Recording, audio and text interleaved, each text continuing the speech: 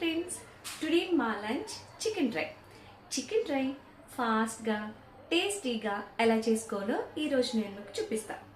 వచ్చేసేయండి. ఫస్ట్ నీట్గా వాష్ చేసిన చికెన్ తీసుకొచ్చి కుక్కర్లో వేసి అందులో సరిపడా సాల్ట్, కారం, పసుపు, అల్లం వెల్లుల్లి పేస్ట్, కొంచెం ఆయిల్ వేసి బాగా మ్యాగ్నేట్ చేయాలి.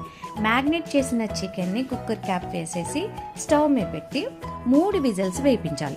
3 విజిల్స్ వేస్తే సాఫ్ట్గా అయిపోతుందేమో చికెన్ కదా అనుకోవద్దు, మనకు సరిపడినట్టే అవుతుంది.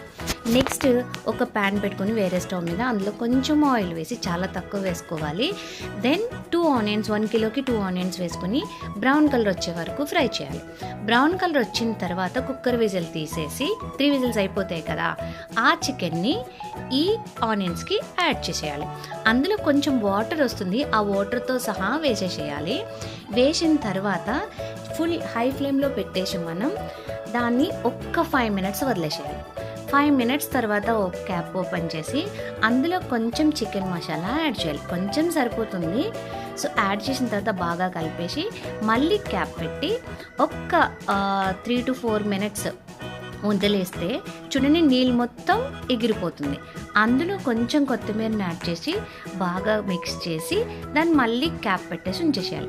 క్యాప్ పెట్టకపోయినా పర్వాలేదు, ఎందుకంటే మనకు ఆల్రెడీ చికెన్ అంతా మంచిగా కుక్ అయిపోయింది, జస్ట్ ఇప్పుడు ఫ్రై అవుతుంది అంతే కదా. సో పెట్టకపోయినా ఏం పర్వాలేదు. సో చూడండి, చాలా దగ్గరకు వచ్చేస్తుంది. కొంచెం గ్రేవీ చికెన్ ఫ్రై కావాలనుకున్న వాళ్ళు ఈ స్టేజ్లోని స్టవ్ ఆఫ్ చేసుకుంటే కొంచెం గ్రేవీతో చికెన్ ఫ్రై వస్తుంది.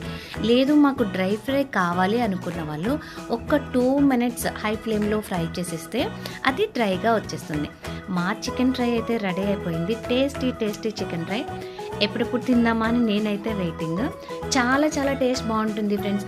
ఒక్కసారి చేసుకుని మీరు కూడా ట్రై చేసి అది ఎలా ఉందో చెప్పండి. నేనైతే చిన్న పీసెస్గా కట్ చేసి ఇలా ఫ్రై చేస్తా. చాలా బాగుంది. సూపర్ అంటే సూపరే. మరి మీరు కూడా ట్రై చేయండి. And please like, share, subscribe.